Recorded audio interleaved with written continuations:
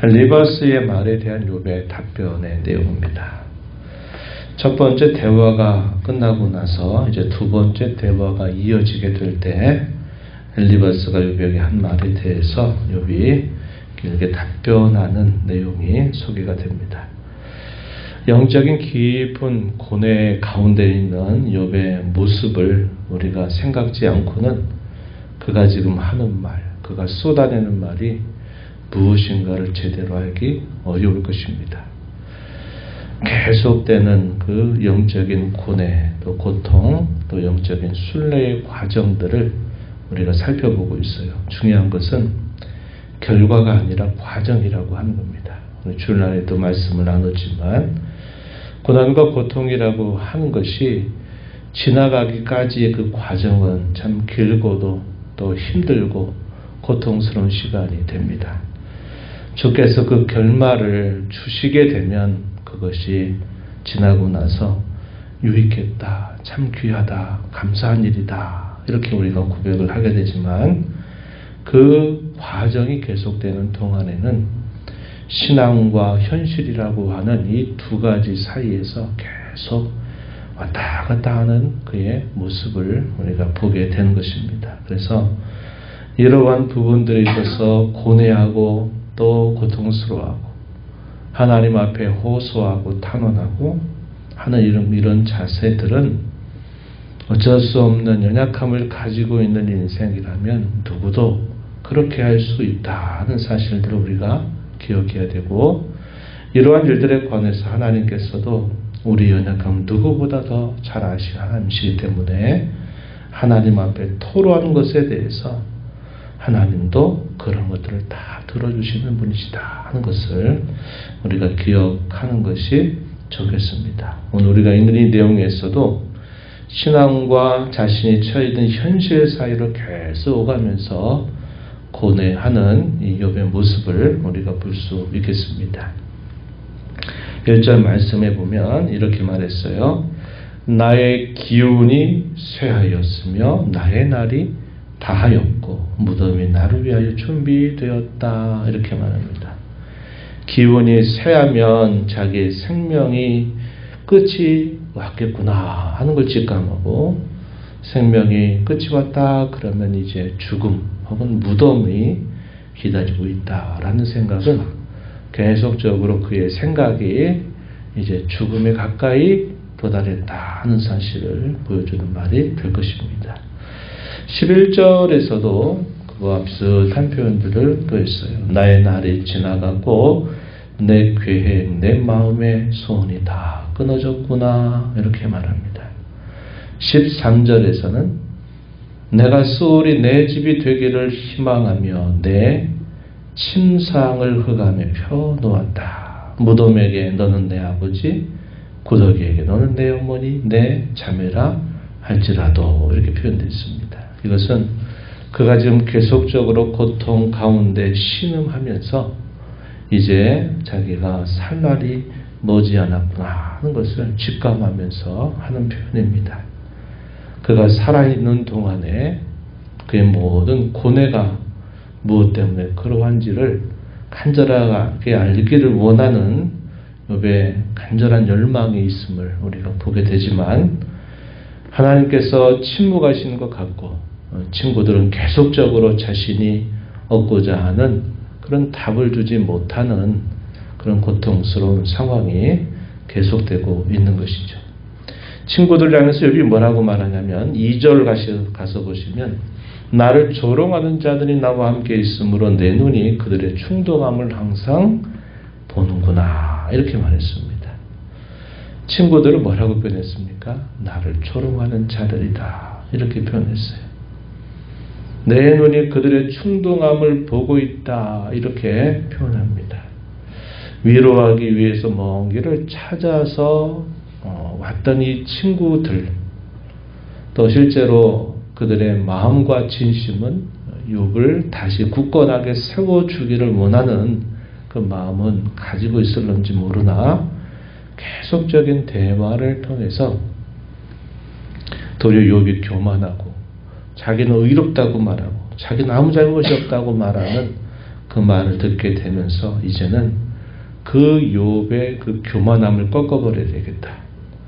그가 왜 불의한 자인가를 드러내야 되겠다 하는 쪽으로 그들의 생각이 바뀌어가면서 욥을 공격하는 이 공격자들이 되고 있었던 것을 우리가 보게 되죠. 그래서 그 친구들 향해서 나를 조롱하는 자들이다까지 이렇게 말을 하고 있습니다.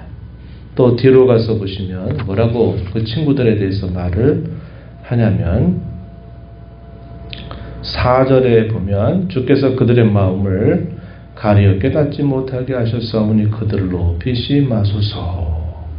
보상을 얻으려고 친구를 비난하는 자, 그의 자손들의 눈이 멀게 될 것이다. 오히려 저주하는 듯한 이런 말을 또 친구들에게 건네고 있다는 것도 우리가 확인하게 됩니다. 오죽하면 그가 이렇게 표현할까 싶은 생각이 되지만 이 욥도 이 격정적인 그의 마음을 이제 절제하지 못하고 이렇게 삐집고 나오는 그의 표현들을 우리가 보게 됩니다. 우리가 어제도 읽었던 말씀처럼 보니까 욥이 하나님을 향하여 상당히 오해하고 있는 것도 우리가 확인하게 되죠. 그리고 그의 마음에 격정이 있다 보니까 친구들을 향해서 보통 같으면 하지 않는 말도 친구들을 향해서 하는 이 욥의 모습을 우리가 보게 되는 겁니다. 그래서 이런 욥의 마음들을 우리가 보게 되고, 그러면서도 그가 간절하게 바라는 것은 이 모든 일에 있어서 진정하게 말씀해 주시는 하나님만이 자기가 유일하게 붙들 수 있는 희망이다 하는 사실을 그는 표현하고 있습니다. 여기 3절 말씀에 보면 우리가 좀 눈여겨볼 표현이 등장합니다. 청하건대 나에게 담보물을 주소서. 나의 손을 잡아줄 자가 누구리까? 나의 손을 잡아줄 자가 아무도 없다는 거죠. 나에게 담보물을 주소서. 나에게 뭔가 보증을 달라는 거죠. 내가 하나님을 향하여 갖는 신앙, 내가 하나님 향해서 고백하는 제 마음을 하나님 보시고 이에 대한 보증을 내게 달라, 이렇게 간구하는 욥의 모습을 보게 됩니다. 이것을 우리가 신약시대로 와서 보게 되면 우리 성도에게 있어서 진정한 담보가 뭐가 될 것인가 할 때 우리가 여러 가지를 생각할 수 있죠.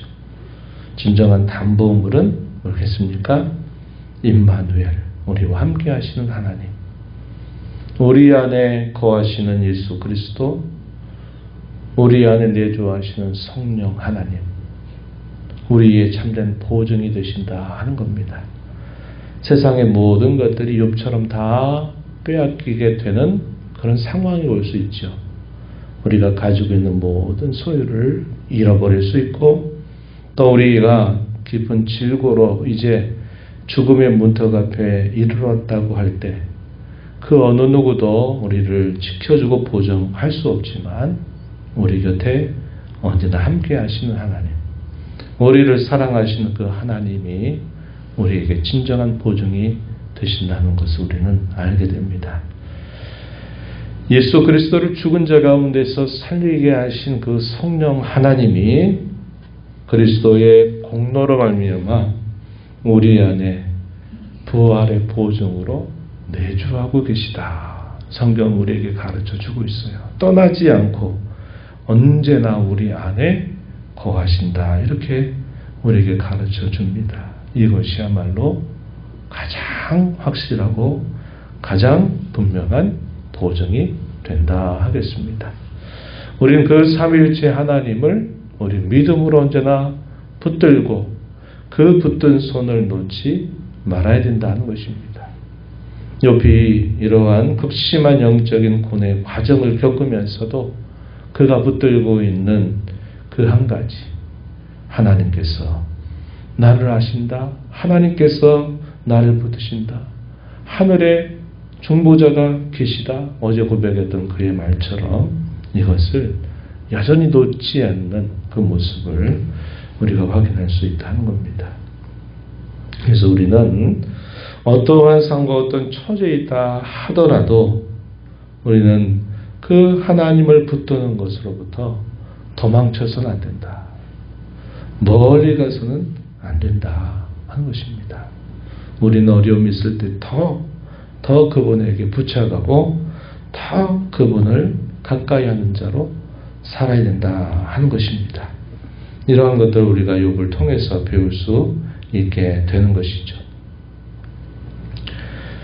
그의 계속되는 표현들을 보게 되면 그의 비참한 처지가 어떠한가 하는 것들을 우리가 계속 살펴볼 수 있겠습니다.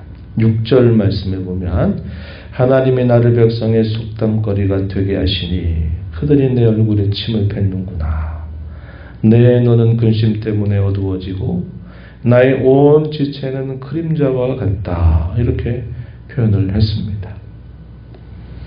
이어지는 8절, 9절에 보면 그의 심경을 표현하면서도 또 그의 의지가 어떠한가 하는 것을 나타내 주는데 한번 보십시오. 8절 정직한 자는 이로 말미암아 놀라고 죄 없는 자는 경건하지 못한 자 때문에 분을 낸다. 이 친구들에 대한 자신의 마음을 이렇게 표현했어요. 9절을 보십시오. 그러므로 이 말은 좀 앞의 말과 잘 연결이 되지 않아요. 좀 더 이해하기 좋은 표현은 그럼에도 불구하고 이런 말입니다. 그래도 혹은 그럼에도 불구하고 의인은 그 길을 꾸준히 가고 손이 깨끗한 자는 점점 힘을 얻는다. 이렇게 표현했습니다. 의인은 자신이 가는 길이 분명해져야 된다는 것이죠. 어떤 상황 속에서도 더 그 길을 꾸준히 가는 자세를 가져야 된다. 자신이 그 길을 꾸준히 가겠다 하는 그의 의지를 분명하게 표현하고 있는 겁니다. 옆에서 누가 뭐라고 하든지 자신은 의인으로 가야 할 길을 더 가고 시간이 흐르며 늘을수록 더 확신과 힘을 얻게 된다. 이렇게 말하는 겁니다. 성도로 가는 그 길이 이와 같아야 된다는 거죠. 우리가 이 땅에 살아가는 동안에 많은 풍파와 시련과 어려움을 겪고 또 많은 영적인 싸움을 우리가 수행하면서 살아가야 되는데 우리가 가야 하는 그 길은 선명하고 우리가 가야 되는 그 길은 꾸준히 가야 됩니다. 가는 길이 좀 빠르고 가는 길이 조금 느려질 수는 있어요. 그러나 우린 뒤로 물러갈 자가 아니라 항상 앞을 향해서 꾸준히 나아가야 될 자들이다 하는 사실을 우리에게 일깨워 주죠. 히브리서 10장 마지막 부분에 사도가 당시의 성도를 향해서 권면한 말씀을 우리가 떠올려 볼 수 있습니다. 10장 32절인가 그 이하에 보면 전날에 많은 그런 고난을 당하고 시련을 당하고 그런 일이 있다 할지라도 우리는 뒤로 물러가서 침륜에 빠질 자가 아니라 침체에 빠질 자가 아니라 우리는 구원을 얻는 믿음을 가진 자들이다. 이렇게 소개를 하면서 당시의 이 고난과 박해 속에서 배교하고자 하는 그런 움직임들, 신앙을 피해서 떠나가려고 하는 많은 사람들을 그래서는 안 된다 하는 사실을 권면하면서 앞선 믿음의 선조들이 어떤 삶을 살았는가를 말하죠. 그게 우리가 잘 아는 히브리서 11장의 이야기입니다. 믿음의 조상들의 그들의 삶의 이야기, 믿음으로 행했던 그 모든 일들을 소개하면서 이런 믿음을 가지고 우리가 산다면 세상이 감당할 수 없을 것이다. 이렇게 히브리서 마지막에서는 그렇게 독려하고 있는 것입니다. 욥이 고난 속에서 그가 붙드는 하나님에 관하여서는 더욱더 확고한 자세를 계속 견지하겠다. 시간 속에서 약해지는 게 아니라 더 그것이 선명해지도록 하겠다는 것이죠. 우리의 모든 것들을 다 벗겨내게 될 때 우리에게 뭐가 남느냐. 다윗이 시편 11편 3절에서 터가 무너지게 될 때 의인은 과연 무엇을 해야 되느냐 할 때 이런 질문에 대해서 우리는 삶을 통해서 답변을 올려야 합니다. 그것은 오직 하나님밖에 없습니다. 내가 무엇을 바라리요? 나의 소망은 오직 주께 있나이다 라고 고백하듯 그러한 신앙의 자세를 우리가 잘 배워 살아가야 되겠다 하는 것입니다.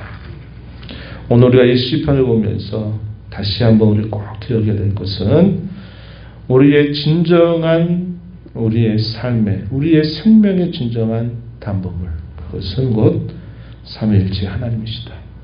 그 하나님을 믿는 신앙을 부여잡고 꾸준히 그 길을 따라가는 데 있다. 가는 속도가 때로 더딜지라도 뒤로 물러서서는 안 된다 하는 것을 우리가 배우면서 우리가 그 신앙의 걸음을 항상 하나님 앞에 올곧게 걸어가는 저와 여러분이 되어야 하겠습니다. 하나님 아버지 감사합니다. 명절 새벽 시간 또 저희들을 깨워주셔서 오늘도 하늘 아버지 앞에 저희의 걸음을 인도하시고 또 저희에게 주의 말씀을 들려주셔서 저희의 심령을 또 굳세게 세워주심을 감사합니다. 영적인 계속되는 고뇌 속에서 자신의 연약함을 나타내고 때로 하나님을 오해하기도 하고 친구들을 향하여서 또 거센 말을 뿜어내기도 하지만 그러나 여전히 그의 심령 속에 더 선명하고 확고해지는 사실은 하나님만이 자신의 진정한 보정이 되신다고 하는 사실이었습니다. 의인은 꾸준히 그 길을 걸어가고 흐르는 시간 속에서 더 연약해지는 것이 아니라 더 확고해져가는 그런 모습이어야 됨을 자신이 고백하고 또 하나님 앞에 의지를 다짐하는 모습을 보았습니다. 오늘 이 땅의 성도로 살아가면서 저희가 이 고난이라고 하는 과정, 역경이라고 하는 과정이 참 고통스럽고 힘들게 되지만 그럼에도 불구하고 하나님만이 저희의 진정한 위로자요, 답변자요, 우리의 진정한 보증이 되심을 언제나 기억하고 믿음 부여잡고 이 신앙의 걸음 굳세게 걸어가는 저희 모두가 되게 하여 주옵소서. 은혜의 보좌 앞에 나와 아버지 은혜를 구하는 모든 심령들의 간구를 기비를 주시고 응답해 주시기를 바라며 예수님 이름으로 기도하옵나이다. 아멘.